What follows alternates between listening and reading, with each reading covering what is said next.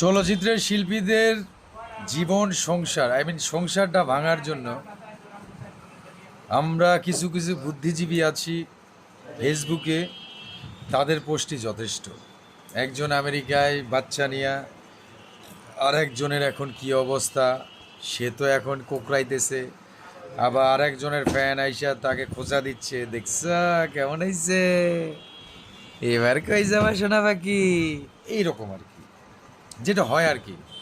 গ্রামের CC camera দেখি না, দুইটা মেয়ে টিন এরিয়া দিয়ে আছে, সেম। আচ্ছা ভাই, একজনকে নিয়ে গেছে আর একজনের সাথে, কি এর আগে গেছে না? এর আগে এই দুইজন গেছিল না? এখন এই দুইজন, দুইটাই তো সন্তান, দুইটাই তো স্ত্রী, দুইটাই তো ফ্যামিলি।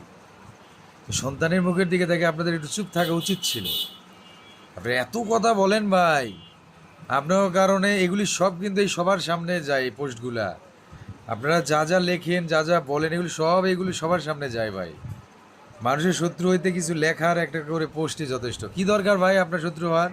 ওরা সুখে থাক, ফ্যান হইলেই কি খারাপ চাইতে হইব নাকি?